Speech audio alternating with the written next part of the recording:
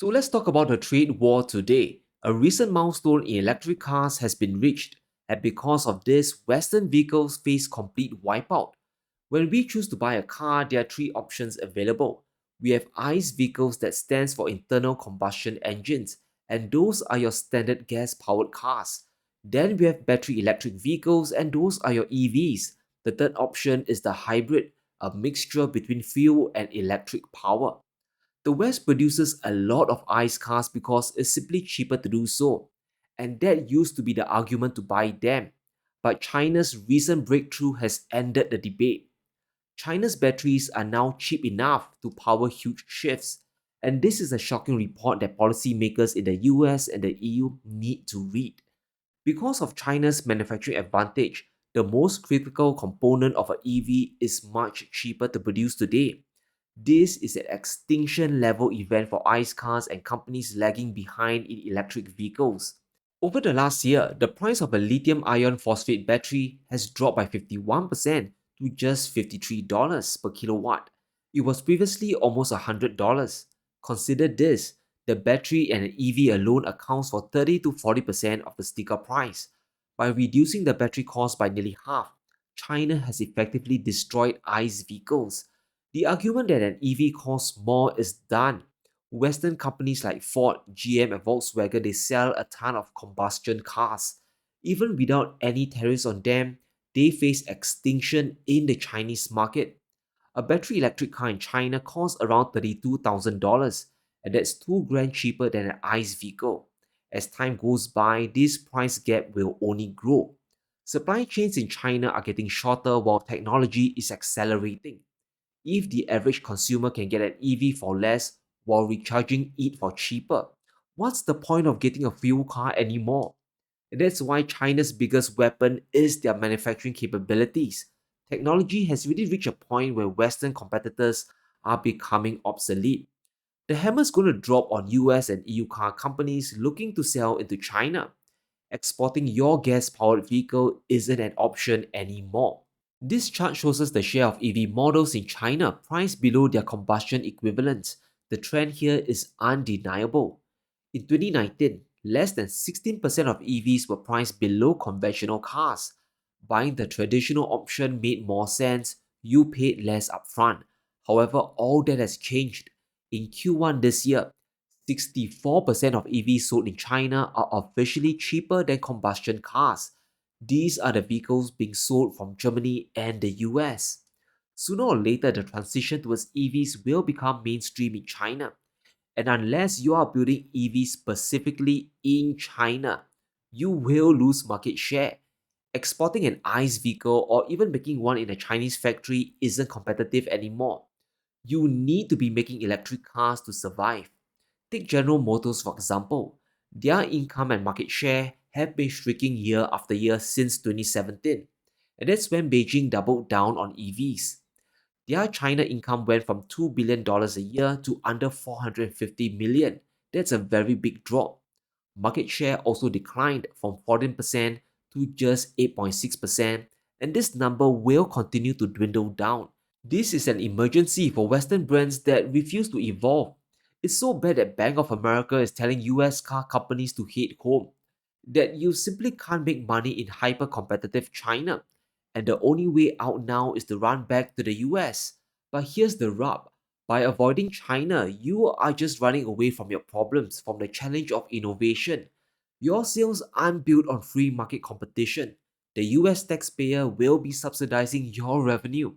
US consumers once again will be the big losers. The risk of leaving the Chinese market and trying to re enter in the future is a big one. It's a reason why Western brands are afraid to exit today. Firstly, making an ICE vehicle isn't competitive anymore, especially imports from the West. By 2030, China wants 40% of vehicles sold to be EVs, electric powered and not gas powered. If you aren't trying to make EVs for China, you'll lose the world's biggest auto market.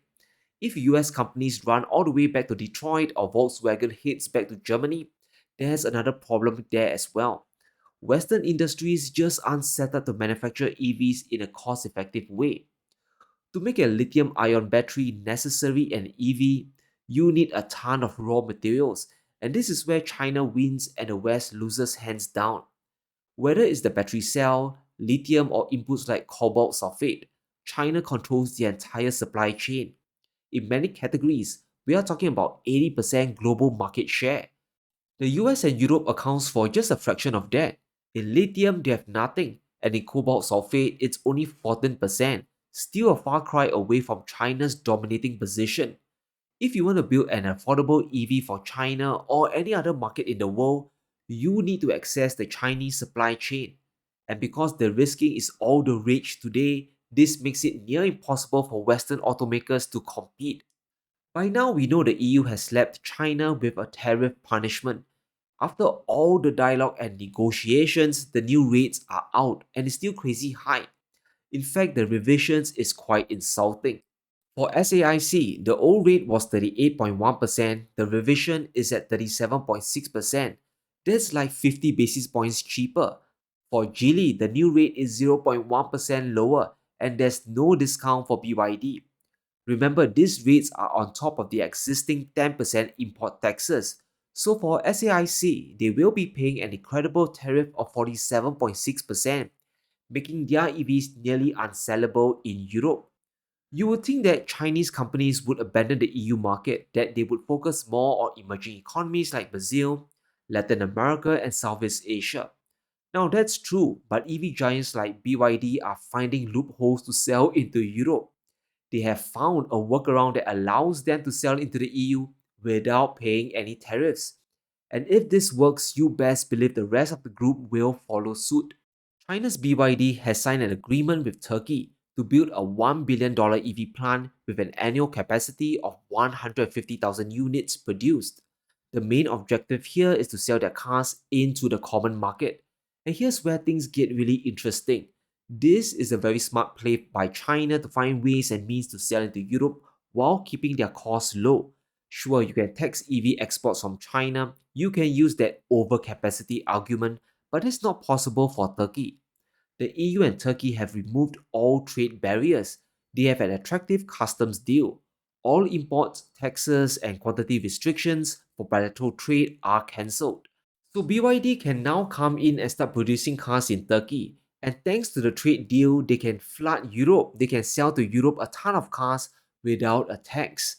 And this is the problem with tariffs. It's rather pointless. There are always strategies around them. Now, if the EU imposes tariffs on cars made in Turkey, this will be a big scandal. It will cause a huge outrage. After all, Erdogan himself oversaw the deal. If Europe imposes tariffs on Chinese vehicles from Turkey, this will basically be economic war against Chinese brands. Turkey will also be very unhappy. They will lose a ton of investments and jobs.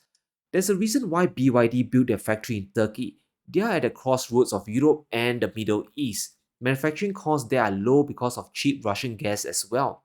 Turkey is still buying a ton, let's not forget about that. A factory there allows the company to sell into Europe and the Middle East while keeping costs low. Demand for Chinese cars is still extremely high in Europe while there's still room to grow in the Gulf states. It isn't in China's DNA to abandon opportunities to grow trade. Even as the West is decoupling away, there are always loopholes to exploit. Now, this EV situation is just the tip of the iceberg because the next set of punishments is coming for Chinese solar panels. And this is rather weird because it goes directly against von der Leyen's grand plan. For clean tech to deliver net zero globally, there will be a need for strong and resilient supply chains. Our economies will rely ever more on international trade as the transition speeds up to open more markets and to access the input needed for the industry. So we need an ambitious trade agenda, including by making the most, for example, out of the existing trade agreements, for example with Canada, or for example with the United Kingdom, with which we are trying hard to sort out our difficulties. We're working on concluding agreements with Mexico, Chile, New Zealand and Australia, and to make progress with India and Indonesia. Notice during her speech, absolutely nothing was said about China. She wants to build supply chains around the world. In the US, Canada, Australia, India, Jupiter, Pluto, every single planet, every single country, except the place where inputs are the cheapest. And this is unfeasible considering the big plans Europe has to go completely green. The EU has a legally binding target of going net zero by 2050. Good luck with that. To accomplish this incredible feat, you need not just a ton of EVs but renewable energy powered by solar panels. And which country does it the best? Once again, it's China. This is a perfect case study of why decoupling is only going to crater Europe's environmental ambitions. If they want to go green without breaking the bank, they'll need to trade with China. China alone added more solar panels last year than any other country in the world, and it gets crazier. If we sum up all the solar panels capacity across the G7 and France, they still trail behind Beijing's total of 600 gigawatts. America's total is 175. Japan is at 90, while Germany is hardly above 80 gigawatts.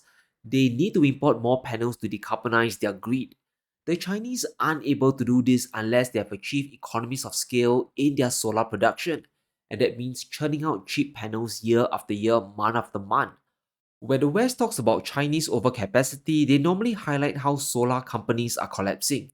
And yes, they are indeed facing a profits crisis. But if I was an EU country, I wouldn't care. That's China's problem. I'll use this chance to buy cheap panels from them. It's an incredible opportunity for Europe before prices starts to rise again. The cost of solar wafers has dropped significantly within the last 12 months. It was around 80 cents per piece, but now it's only at 20 cents. You can now get 4 pieces today for the same price as last year. A fantastic bargain for Europe to build out their solar power stations. A price war in China is actually good news for the EU. However, just like EVs, Europe is now probing into Chinese solar panels. The same old overcapacity argument is being used, which will likely lead to even more trade punishments, and what will happen? China will retaliate again. I mean, it's really bizarre here. When will they ever learn? When you mix foreign policy with economic trade, this isn't going to end well. And at the end of the day, guys, the country or continent with the cheapest source of energy is going to win. You can make cheaper goods, and this helps spread deflation to your people, your citizens, and trading partners. And this is a model that can lead to sustainable innovation. The second model is what the US and Europe are doing. They are forcing their consumers, their people, to pay higher prices to subsidize their industries. And this drives up prices and causes more inflation. The hope here is for Western companies to innovate fast enough before the consumer base collapses, but hope is not a strategy. More likely than not, government spending will come in to fill the gap, but you are fighting against the current, especially when global supply chains are dominated by China. But let me know what you think. Can Western car companies survive China's breakthrough? And will BYD's plan in Turkey succeed? Let me know in the comments below. Stay safe, be sure to smash the like button and subscribe as we navigate through these crazy times.